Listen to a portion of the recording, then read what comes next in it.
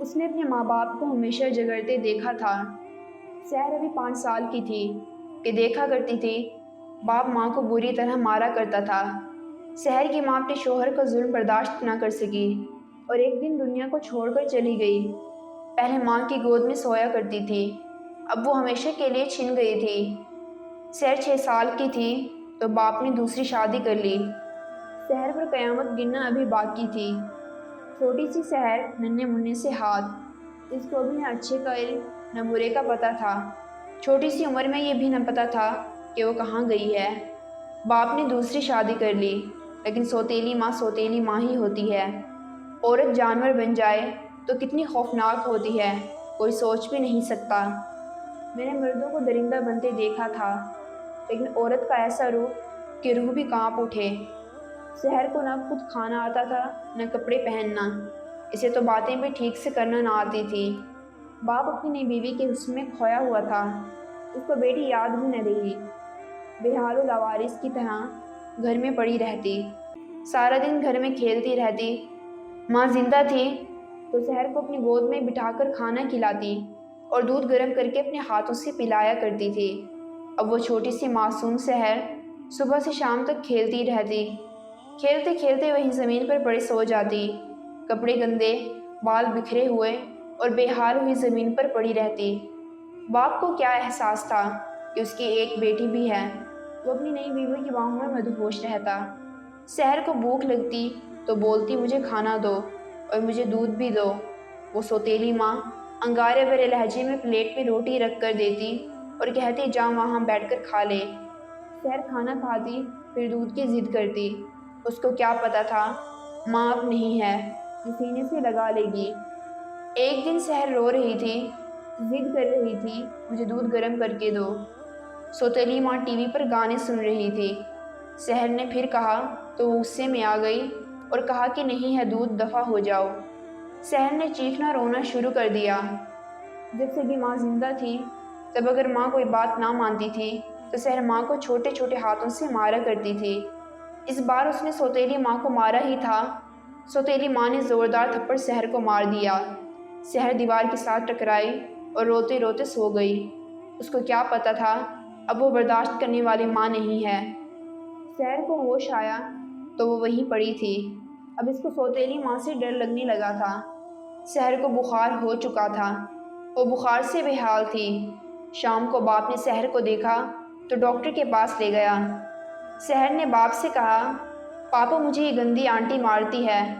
باپ نے کہا تم بات مان لیا کرو، ضد نہ کیا کرو۔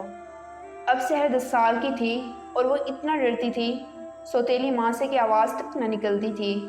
گھر کا سارا کام، برتن دھونا، کھانا بنانا سب کچھ 10 سال کے سحر کے ذمے تھا۔ باپ کام کے لیے بیرون ملک چلا گیا۔ سحر سوتیلی ماں کے رحم و کرم پر تھی۔ ایک دن سوتیلی ماں نے کہا سحر میرے کپڑے استری کر دو۔ سحر بکھرے ہوئے بال، پرانے سے کپڑے پہنے ہوئے، اس کو اپنا ہوش کہاں تھا۔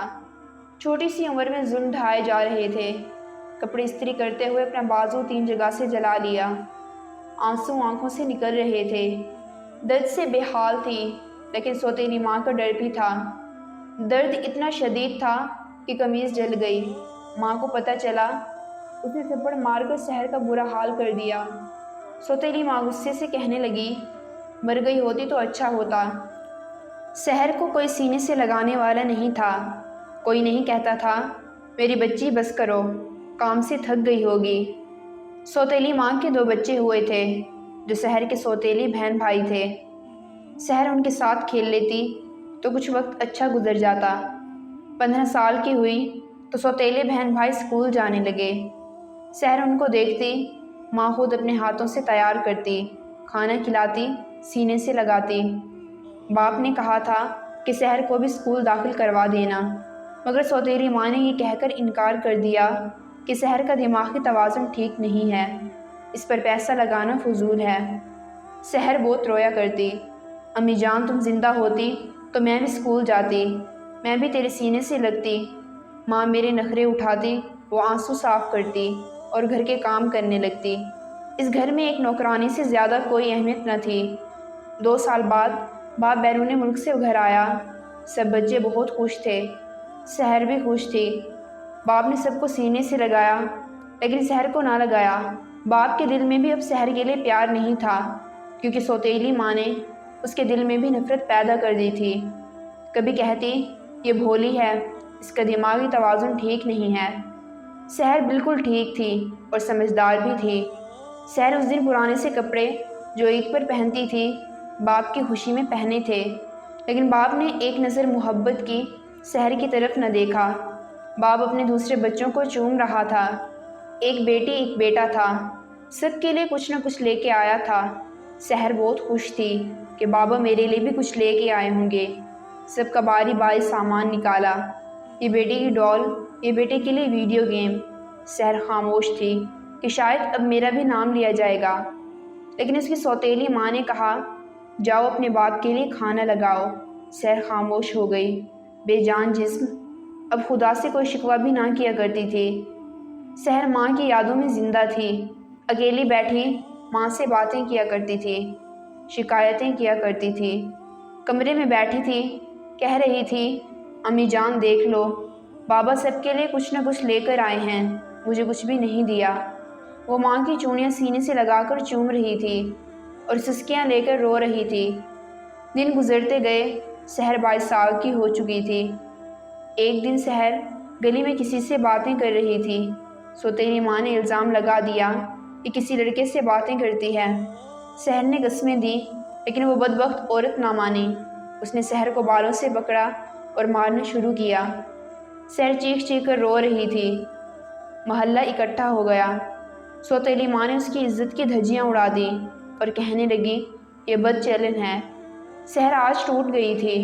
محلے والے خاموشی سے دیکھتے رہے، کسی نے بھی سحر کا ساتھ نہ دیا۔ سحر کا دل چاہا قبر پر جائے اور ماں کو قبر سے نکال کے پوچھے بتا میرا قصور کیا تھا، میرے ساتھ ایسا کیوں کیا، مجھے پیدا کر کے مر گئی ہو، دیکھو آج میری عزت بھی نیلام کر دی گئی۔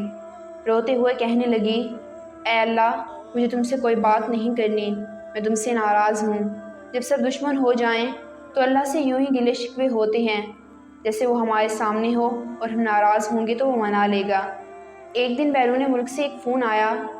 سوتیلی ماں نے فون اٹھایا تو بتایا گیا کہ آپ کے شوہر کا ایکسیڈنٹ ہوا ہے، کچھ دن بعد پاکستان واپس آ جائیں گے۔ سوتیلی ماں رونے لگی۔ کچھ دن بعد باپ گھر واپس آ گیا۔ چھت پر کام کرتے ہوئے نیچے گر گیا اور اس کی ریڑھ کی ہڈی ٹوٹ چکی تھی، بس ایک زندہ لاش تھا۔ اب سحر نے باپ کی ایسی حالت دیکھی تو وہ رونے لگی۔ بیٹی کو باپ کی فکر ضرور ہوتی ہے۔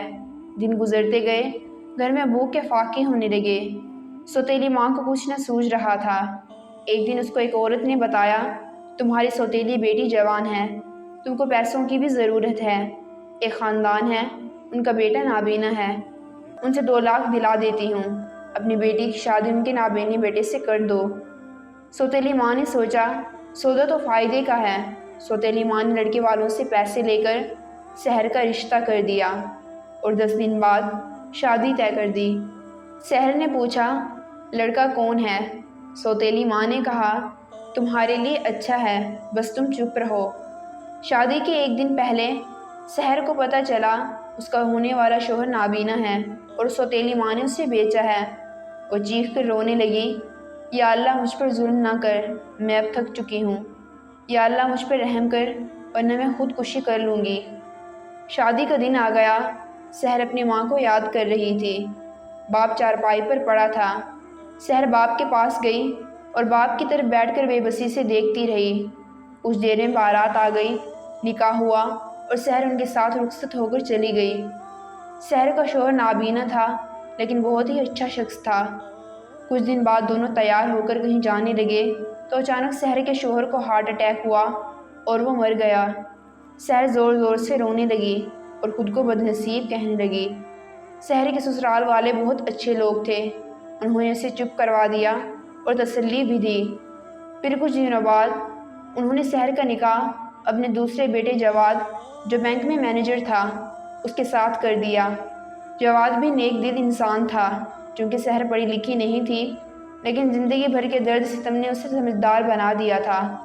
سحر کا اب اپنا گھر تھا، گاڑی تھی، خوشیاں تھیں، بے حد چاہنے والا شوہر تھا۔ ایک دن سحر باپ کے گھر گئی تو دیکھا باپ ٹوٹی ہوئی چارپائی پر پڑا ہے۔